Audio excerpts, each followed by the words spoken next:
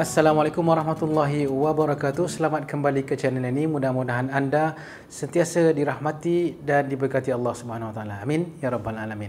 So, di video kali ini kita akan lanjutkan bacaan kitab kita, yang itu kitab Adat versus Ibadat, dan kali ini kita akan menyentuh bab sama ada membaca Al-Quran di kubur dibolehkan atau tidak. Jadi kan kita ramai mungkin saudara mara yang meninggal, ahli keluarga yang meninggal, dan kita di saat kita bawa mereka ke kubur dan selepas ditanamkan, lepas itu kan ada yang baca surah baca Al-Quran, ada baca Yasin dan sebagainya lah, ada yang bertahlil dan sebagainya. Dan tuan kitab nak mengatakan sama ada boleh ke tidak. Di sini ada perbincangan dia lah. So jom kita tengok. Kata tuan kitab, iaitu menjadi amalan masyarakat membacakan Al-Quran kepada si mati di kubur. Kadang-kadang selepas jenazah ditanam, dan kadang-kadang semasa menziarahi kubur. Ya, yang ni masih lagi Syawal, dan kita kadang-kadang digalakkan untuk menziarahi kubur, kadang arwah atuk, arwah nenek, mungkin arwah suami, isteri, anak-anak dan sebagainya. Dan sekali-sekala kita bersihkan. Selepas bersihkan biasanya kita akan melakukan bacaan lah, ya, bacaan tahlil, mungkin bacaan Yasin dan sebagainya. So kata tuan kitab, ada tanggapan yang menolak amalan ini kerana tiada satu riwayat hadis pun yang menyatakan bahawa Nabi SAW membaca Al-Quran di kubur. Maka amalan ini adalah bid'ah. Ya. Jadi dalam menghuraikan isu ini, kata tuan kitab, ada dua pendapat yang masyhur, iaitu satu, tidak harus membaca Al-Quran di kubur. Yang kedua, harus membaca Al-Quran di kubur. Jadi ada pendapat yang mengatakan tak harus untuk kita membaca Al-Quran di kubur. Satu lagi mengatakan harus untuk kita bacakan Al-Quran di kubur. Begitu, ya. So mereka yang berpendapat, kata tuan kitab, yang tak agree, yang tak setuju Al-Quran itu yang tak agree Al-Quran itu dibacakan di kuburan, berlandaskan dengan hadis ini. Nabi SAW bersabda, la taj'alu buyutakum kubura. Itu maknanya jangan jadikan rumah kamu sebagai kuburan. Riwayat Abu Daud. Jadi dalam hadis ni, iaitu ada tegahan kepada umat Islam agar tidak menjadikan rumah itu seperti kuburan. Jadi rumah kan kita ada saying, baiti jannati, ataupun rumahku syurgaku, dan dalam hadis ni mengatakan jangan menjadikan rumah kita itu sebagai salah satu macam tempat kubur lah, salah satu tempat kubur, macam diam macam itu, tidak disinari oleh bacaan-bacaan Al-Quran, ibadah dan sebagainya. Jadi kata tuan kita, rumah adalah tempat dibacakan Al-Quran di dalamnya, sementara kubur bukanlah tempat membaca Al-Quran. So mereka yang menyanggah ataupun tidak menerima amalan seperti ini, mereka mengatakan yang sebenarnya bukan tempat untuk membaca Al-Quran di kuburan tu. Yang tempat baca Al-Quran dekat rumah, bukan kat kubur, gitu. Jadi kata tuan kitab, janganlah kita biarkan rumah kita kosong tanpa bacaan Al-Quran. Pertama ialah dan pendapat kedua, tu tadi pertamalah, kedua ialah menyatakan bahawa harus membaca Al-Quran di kubur. Antara dalilnya ialah, so tadi yang tak harus membaca Al-Quran, yang ini yang harus membaca Al-Quran. Kerana memang tiada riwayat menyatakan bahawa Nabi SAW membaca Al-Quran di kuburan. Namun tiada juga dalil keharaman tentangnya. Jadi bila Nabi kata jangan menjadikan rumah kamu itu sebagai kuburan, tapi dia tidak mengatakan jangan baca Al-Quran di kubur. Dia tak kata begitu. Jadi Nabi SAW hanya tidak membaca Al-Quran di kubur. Namun baginda tidak menegah amalan tersebut. Nabi tak pun melarang, tidak mengatakan jangan baca Al-Quran di kubur. Nabi tak berkata begitu. Jadi hadis Nabi SAW menegah agar rumah tidak dijadikan kubur bukan bermaksud tidak harus dibacakan Al-Quran di kubur. Tak semestinya begitu. Memang itu salah satu maksudnya, namun ada maksud yang lain. Dengan perkataan dalam hadis tadi, Nabi mengatakan jangan menjadikan rumah kamu sebagai kuburan. Satu, Nabi tak menegah. Satu lagi, antara maksud hadis yang tadi kita bacakan adalah agar mayat tidak ditanam di dalam rumah. Sekarang tak boleh lah. Mungkin dulu ada yang tinggal di kampung dan sebagainya, ada tanah.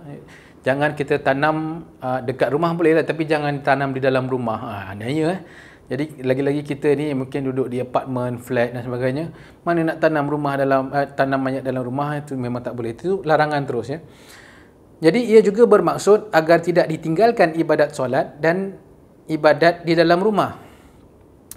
Jadi salah satu lagi maksud yang dihuraikan oleh para ulama ialah maksud hadis tadi, jangan kita tinggalkan solat lah, jangan kita tinggalkan ibadat, kena ada solat, kena ada ibadat di dalam rumah, walaupun sendiri-sendirilah, kira mungkin tak secara berkeluarga, tapi sendiri-sendiri itu sudah memadai, at least ya. Jadi kata tuan kitab lagi, dia mengatakan, iaitu ada beberapa hadis pendapat ulama yang menceritakan panjang lebar tentang perkara ini. Ya, adalah hadis-hadis daripada salah satunya ialah daripada kitab Rahmatul Ummah fi Ikhtilafil A'immah. Dia mengatakan yang bacaan Al-Quran di kubur adalah digalakkan, iaitu mustahab kalau dari hukum fikih ya. Jadi ada lagi beberapa kitab yang menerangkan akan harusnya membaca Al-Quran di kuburan. Jadi satu lagi iaitu dalam kitab Riyadhus Salihin, ini banyak makcik-makcik tahulah ya, ataupun abang-abang tahu, kakak-kakak tahulah ya, sebab banyak kuliah di masjid, dia akan membacakan kitab Riyadhus Salihin ni. So dalam kitab Riyadhus Salihin, Imam An-Nawawi ada menyatakan bahawa Imam Syafi'i berpendapat, katanya, wa yustahabbu ay yuqra'a indahu syai'un minal Qur'an wa in khatamul Qur'an kullahu kana hasanan. Maknanya digalakkan agar dibacakan sesuatu bahagian dalam Al-Quran di sisi kubur daripada Al-Quran. Jika mereka mengkhatamkan Al-Quran keseluruhannya, maka ia adalah baik. Begitulah ya. Payah juga ya tuan-tuan, kalau kita ni nak baca Al-Quran kan, kita baca Yasin. Yasin itu 10-15 minit dah boleh habis. Baca surah Al-Baqarah, ya 2-3 jam. Lagi-lagi sekarang panas terik. Lepas tu pula, kalau yang paling baik kata Imam Syafi'i ialah mengkhatamkannya. 3 hari 3 malam tak habis lah kalau jenis-jenis kita ya, baca lambat apa semua. Jadi susah lah ya. Jadi kita ambil yang paling mudah, iaitu apa saja yang mudah. Kalau tak mampu baca Yasin, baca apa-apa pun. Yang pentingnya kata tuan kitab, kata dalam kitab, kata Imam Syafi'i, ialah sebahagian daripada Al-Quran. Itu dah memadai.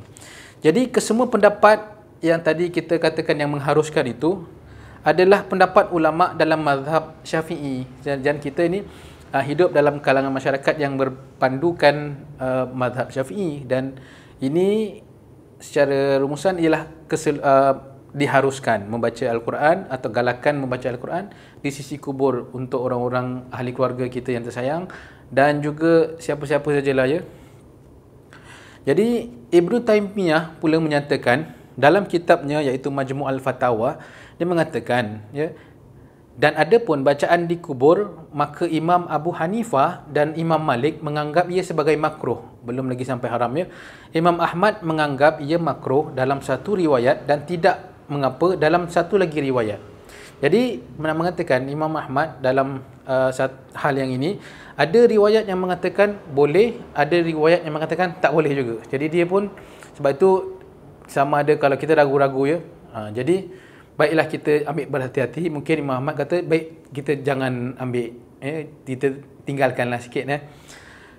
Hal ini demikian kerana satu riwayat telah sampai kepada Imam Ahmad bahawa Ibnu Umar radhiyallahu anhu telah berwasiat agar dibacakan Al-Quran di kuburnya dengan permulaan surah Al-Baqarah dan penutupnya.